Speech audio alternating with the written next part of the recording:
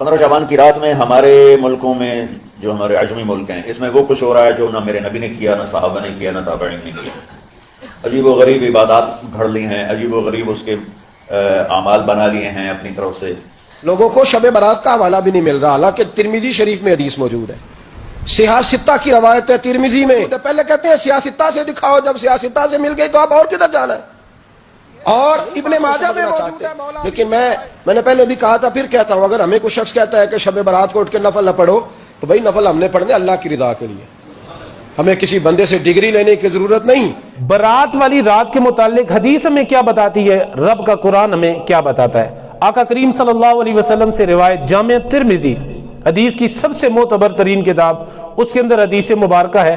آقا کریم صلی اللہ علیہ وسلم نے حضرت سید عائشہ صدیقہ رضی اللہ تعالیٰ عنہ سے مروی، آپ فرماتی ہے کہ حضور نے فرمایا ان اللہ عز وجل ینزل لیلۃ النصف من شعبان الی السماء الدنیا فیغفر لاکثر من عدد شعر غنم کلب۔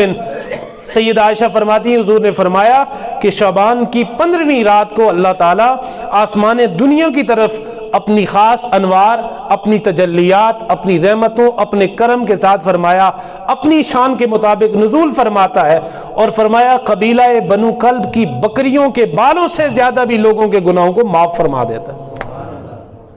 اب مکہ کے اندر لوگ بتاتے ہیں یہ جو قبیلہ بنی کلب تھا، فرمایا اس کی سب سے زیادہ بکریاں تھیں، یہ لوگ ریوڑ رکھتے تھے اور ان کی سب سے زیادہ بکریاں تھیں۔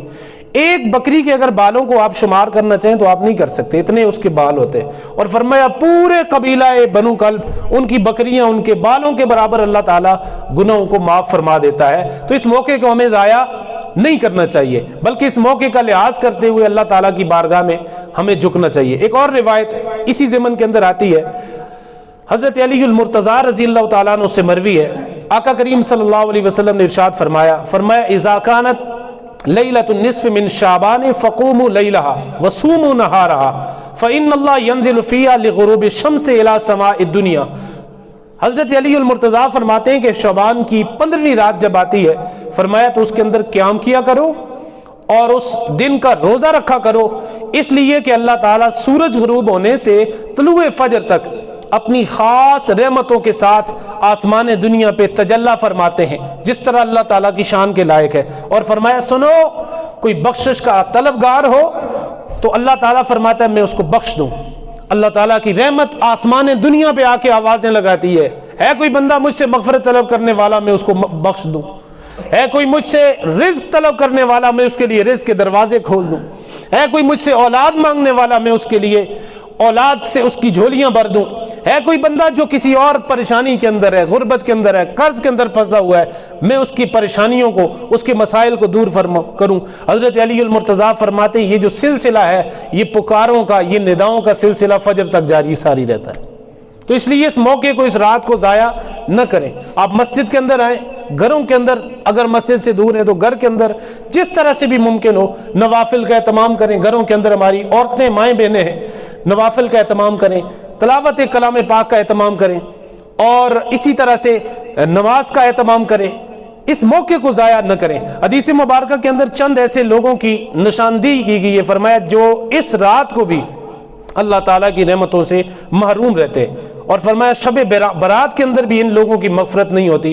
ان میں فرمایا سب سے پہلا جو بندہ ہے، فرمایا وہ ہے گمراہ، یعنی کہ امت محمدیہ کے جو عقائد و نظریات ہیں ان کو چھوڑ کے کسی اور طرف چلنے والا۔ پھر فرمایا ماں باپ کا نافرمان، ماں باپ کی نافرمانی کرنے والا، وہ رحمتوں سے محروم ہوگا اس رات بھی۔ پھر فرمایا شراب کا عادی، پھر فرمایا کہ بدکاری پہ اصرار کرنے والا، یعنی بار بار بدکاری کی طرف جانے والا۔ پھر فرمایا قطع رحمی کرنے والا، قطع رحمی یعنی تعلق کو توڑنے والا، رشتہ داریوں کو توڑنے والا۔ ہمارے معاشرے کی سب سے بڑی برائی، بیماری ہماری رشتہ داریوں کے اندر افتراق، لڑائی جھگڑے، سالوں سے ایک دوسرے کے ساتھ ہمارے ایک دوسرے کے ساتھ آنا جانا ہی نہیں، دعا سلام ہی نہیں۔ اور حدیث مبارکہ بتا رہی ہے کہ جو بندہ قطع رحمی کرنے والا ہوتا ہے وہ جنت کے اندر نہیں جا سکتا۔ ایک روایت کے الفاظ میں فرمایا کہ جو بندہ قطع تعلقی کرنے والا ہو، حضور نے فرمایا میں قطع تعلقی کرنے کے لیے نہیں آیا بلکہ میں تو تعلق کو جوڑنے کے لیے آیا ہوں۔ فرمایا جو تم سے تعلق توڑے تم اس سے تعلق جوڑو، یہ پیغام ہے اسلام کا۔ آج چھوٹی سی بات کے اوپر جی اس نے مجھے بلایا نہیں، میں اس دے گھر گیا، میں اس بلایا نہیں. بھائی یہ کون سی بات ہے اس سے ناراضگی کرنے والی؟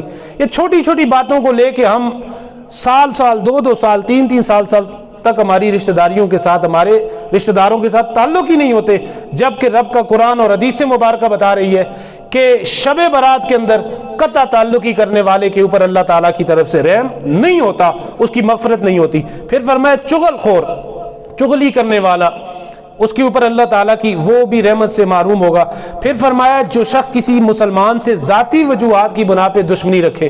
پھر فرمایا جو تکبر کی وجہ سے اپنی شلوار ٹخنوں سے نیچے رکھے، تکبر کی وجہ سے، غرور کی وجہ سے.